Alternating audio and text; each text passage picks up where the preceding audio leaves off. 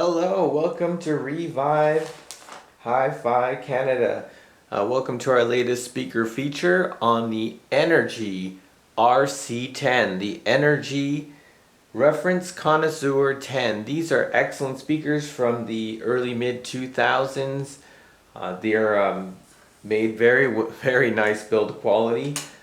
Here at Revive Canada Hi-Fi, we try to look at some of the speakers that you speakers and amps that you may find in your local markets for sale, whether in the new or used market, and try to give you a little bit taste of what some of this equipment is about and what our thoughts on them. We have about 5 to 7 years of experience looking at different speakers, different amps, different combinations, and we really feel that this hobby is quite one of the best hobbies, at least in our opinion, one of the best hobbies to get involved in, and listening to music is always fun and enjoyable, so we really like to try and give people more enthusiasm in the hi-fi area, and we really enjoy and thank you for watching our videos. So this is the Energy RC-10, the Reference Connoisseur 10 speaker. It has a 5 1/4 inch woofer, which is made, I believe, of some Kevlar type material.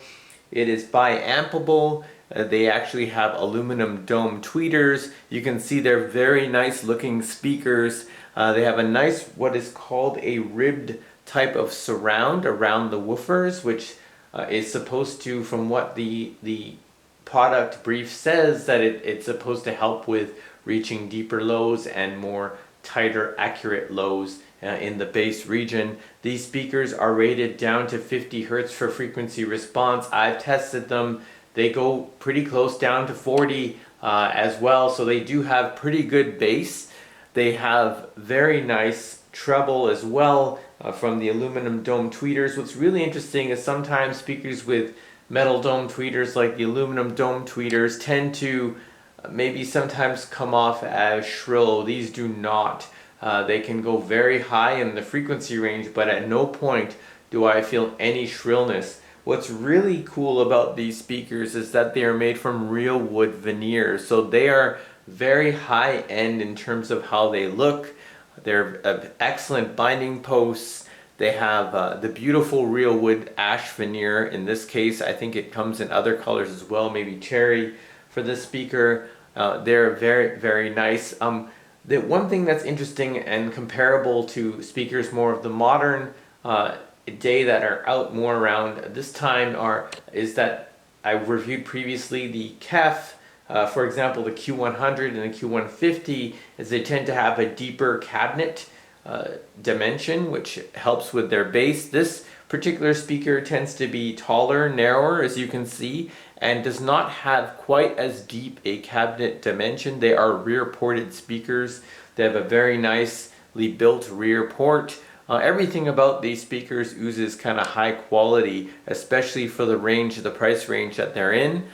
They were very good. They're very good speakers. I would say they compete very favorably with speakers of today. They sound very nice in terms of imaging. The imaging is top notch. It is, you can hear all the different instruments separated in the image. It sounds beautiful, actually, the sound, and it never hurts your ears. They tend to have a very wide sound stage, but I don't find the depth of the sound stage to be as good as some of the newer speakers, but it's still very good. It's nothing to sneeze at. It's very good indeed. One thing that's I kind of test on speakers is when musical passages, as I've mentioned previously, tend to get very complicated with tons of different instruments playing. And again, this falls sort of under imaging, but I kind of don't consider it imaging, because you can have more simpler passages where you can hear different instruments separated, and I feel like this is more like how a speaker can handle a very complex musical passage with several different sounds going at the same time, and if it can actually not smudge those together, where I find with some of the speakers that I've tested that tends to happen. This speaker does not do that at all. In fact, it is one of the better speakers that I've heard in terms of that. in that way. The one thing I can say though is if it does everything really well at volumes that are low to medium, and this could be because of the 5¼ inch woofer. When I go to high volumes, it doesn't distort at all. It sounds excellent at the high volumes, but I just get this sense that I'm pushing the speaker to some degree when I'm doing that. But overall, at regular listening volumes, this speaker provides a fantastic listening experience. But I do find if I'm trying to push them in a larger room, maybe to a higher than normal volume that you would listen to, they do feel it. You can see that they are pushing themselves. The woofers have quite an excursion in those situations. In terms of amp pairings, I really enjoyed pairing this amp with more colder sounding amps, like a Yamaha, more colder clinical sounding, like vintage Yamaha amps. I did really like the pairing with my Denon DRA 90s amp. I think it's the DRA 545 and 345. This pairs very nicely with those. So those vintage amps sound very nice with this speaker. I cannot hesitate to recommend this as one of the better speakers that we've heard here. It does everything pretty well, actually. You don't really need a subwoofer. It sounds out of this world on vinyl. I would say yes.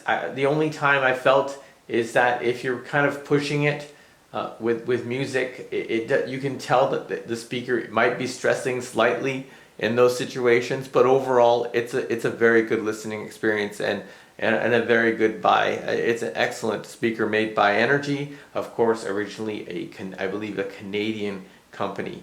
Well, I think that's all I have to say, and I'm going to follow up with a bit of a sound demo, or not really a sound demo, but just how they might perform in your living room. And just enjoy the video, and thank you very much for watching, and if you like, please hit subscribe. Thank you very much.